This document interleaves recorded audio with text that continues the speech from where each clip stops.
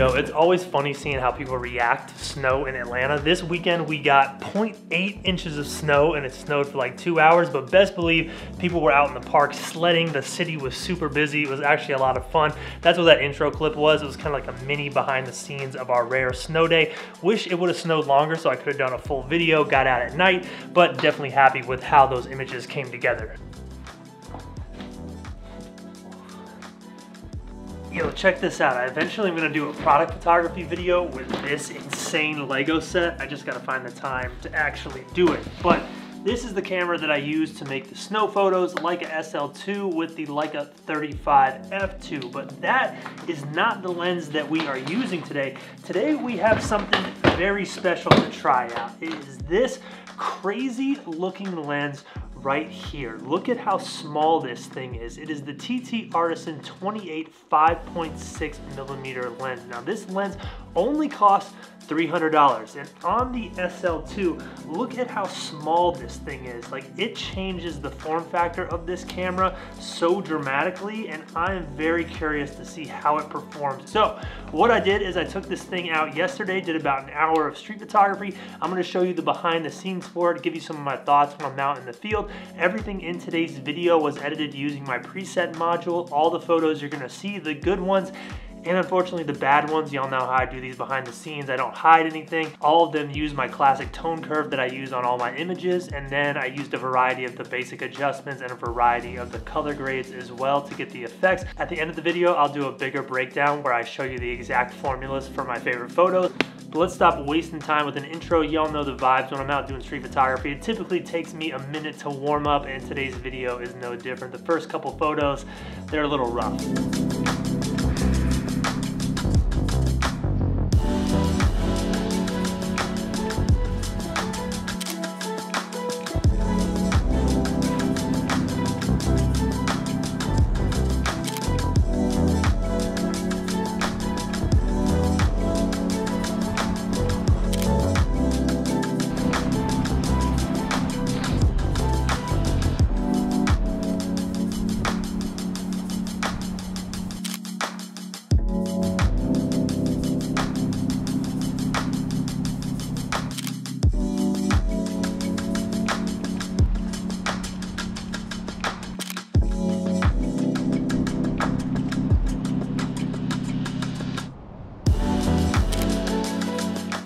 Alright, so we have some insane light this morning. Check this out behind me. Look at how dynamic this is. The sun coming through between the buildings, creating a bunch of different shadows.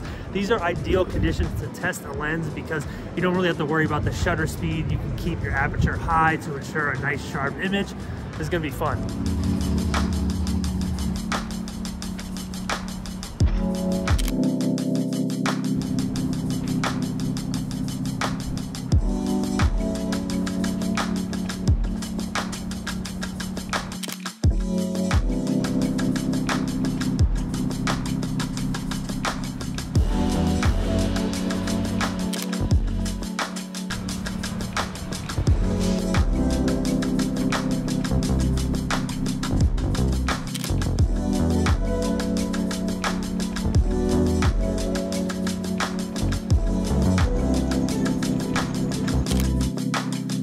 So y'all have heard me talk about this before. My favorite types of cameras are ones that can fit into hoodie pockets, and this lens makes that possible with a camera like the Leica SL2.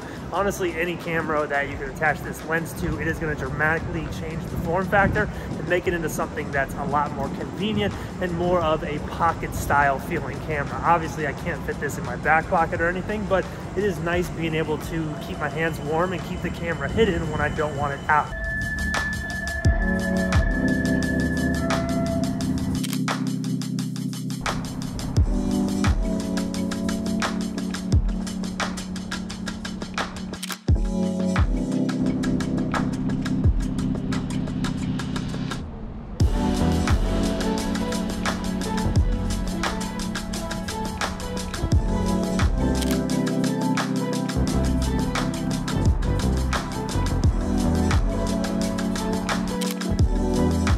Alright, little fun fact for y'all. This building right here, it used to just be half this building. They added on to it since I graduated. This is where I went to college.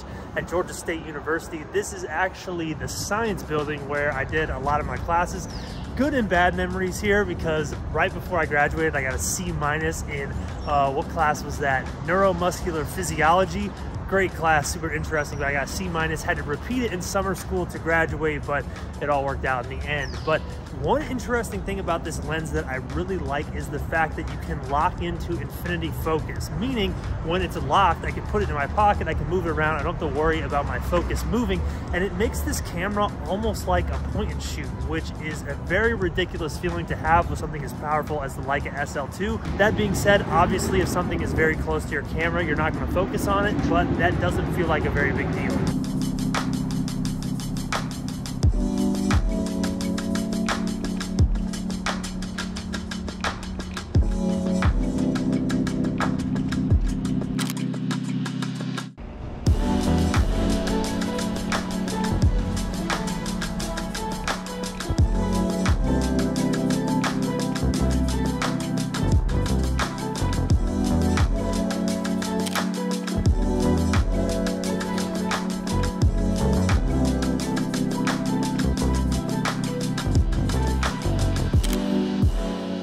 Yo, what a surprising day. That is 1 hour, we're done. The lighting today was crazy. I made so many more photos than I was expecting. This went well. It's feeling like the good old days right now, which means we gotta go somewhere.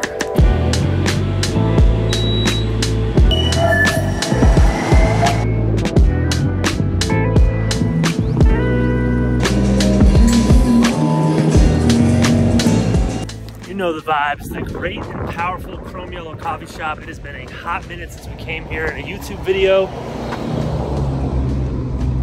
Still the best coffee in Atlanta, hands down. Also, you know I can't leave any coffee shop without a sweet treat. Look at that donut. All right, y'all. So I'm not gonna lie, I went into this with pretty low expectations. I mean, a camera lens that is the size of a quarter, you can't expect much from, right? Well, I was definitely surprised, one, by the sharpness of these images. If you look through the examples today, for a lens this small, I was not expecting such sharp images. Now, here's the thing with a lens like this, okay? It's essentially designed for exactly what we used it for in today's video. It's designed as a walk-around lens to be used in well-lit situations like daylight or a bright room or something like that. This is definitely not designed for low light, and I think a problem that happens a lot of times on YouTube is the fact that people love to put gear in situations that it's not designed for and then complain about it. So if you're someone who picks this up and uses it in low light, it is your own damn fault. The whole reason that it only goes to an aperture of 5.6 is so that it can have this small form factor and become something that's convenient for you. Now,